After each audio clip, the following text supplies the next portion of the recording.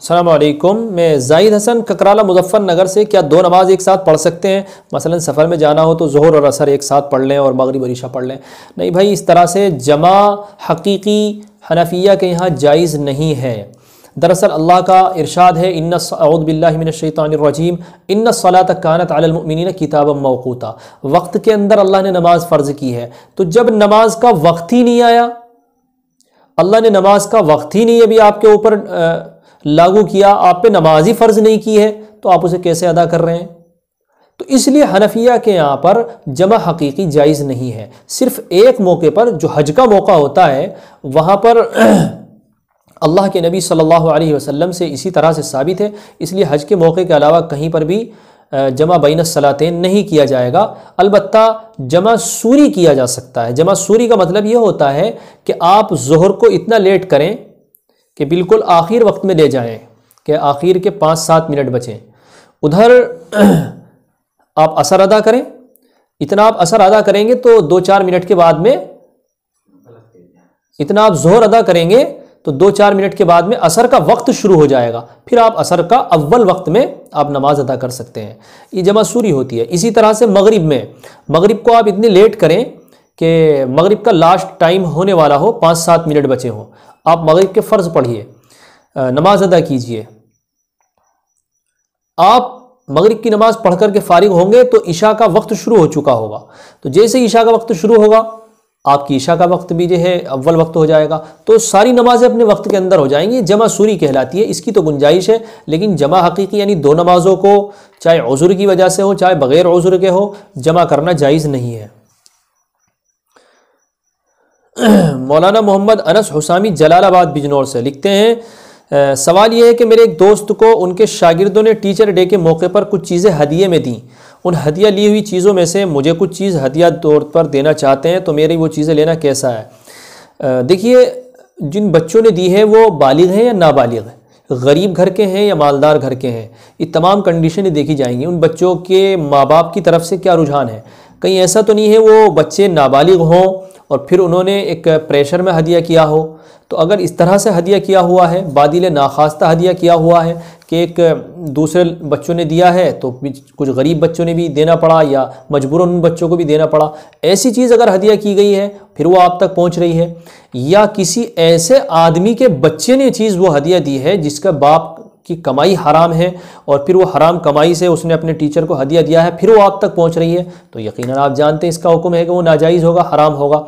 लेकिन अगर सही तरीक़े पर और सही तहक़ीक़ के बाद वो अपने टीचर को हदिया पहुंचा है और इस तरह की कोई भी ख़राबी नहीं है, माल भी हलाल है, फिर वो आपको हदिया देना चाहते हैं तो आप उसे कबूल कर सकते हैं, ले सकते हैं। लेकिन टीचर डे मनाना या कोई भी डे मनाना, इस्लाम में इसकी कोई हकीकत नहीं है। दरअसल ये गैरों का तरीक़ा है, किसी एक दिन को मखसूस करके और उसकी अहमियत को समझना।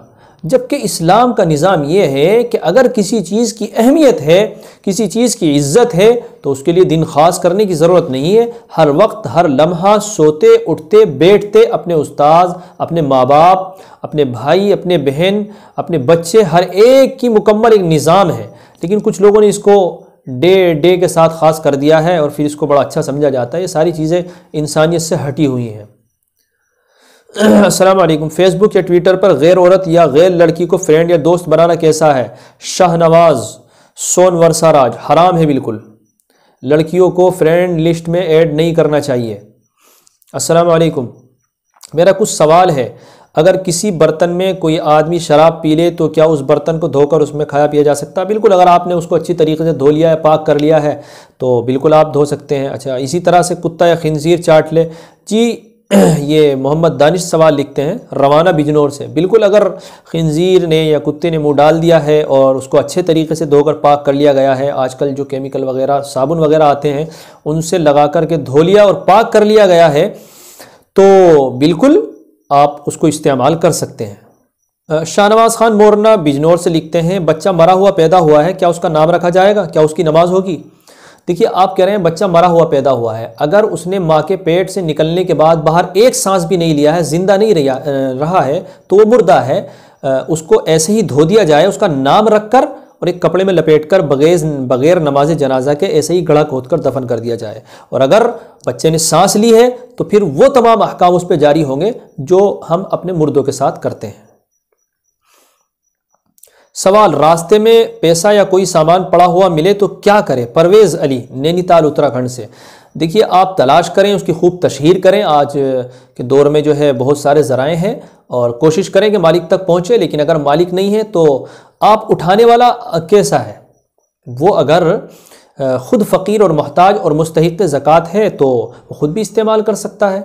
लेकिन अगर मुस्तहिक़ ज़कात नहीं है तो फिर गुरबा को सदका करना ज़रूरी है। अलबत्ता अगर छोटी मोटी कोई चीज़ है 10-20 रुपए की और मालूम है कि इसको वो तलाश नहीं रहा होगा, गिर गया, तो छोटी मोटी चीज़ 10-20 रुपए तक की हो तो, या इस तरह की हो जिसमें आपको लगता हो कि इसका मालिक इसको नहीं तलाशेगा, तो फिर आप उसको इस्तेमाल कर सकते हैं।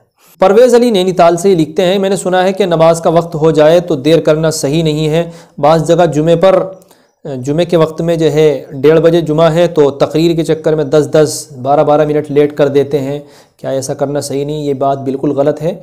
कभी अगर ऐसा मौका हो जाए 1-2 मिनट, 2-4 मिनट, 5 मिनट और कोई अहम मौजू हो और बात ऊपर नीचे हो रही है तो इमाम साहब को चाहिए कि खुतबा छोटा कर दें अरबी और नमाज को मुख्तसर कर दें ताकि लोगों का वक्त सेटअप में रहे।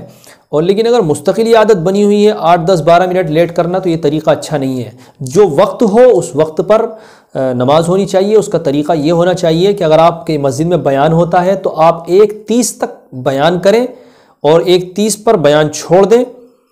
उसके बाद आप 5 मिनट तमाम लोगों को सुन्नतों के लिए दें। उसके बाद में फिर आप खुतबा दें। ये तरीक़ा होना चाहिए। वक्त को इस तरह नहीं करना चाहिए जिस तरह 10-10, 20-20 मिनट लेट की जाती हैं। तो ये आज के कुछ सवाल थे जो हमें मौसूल हुए।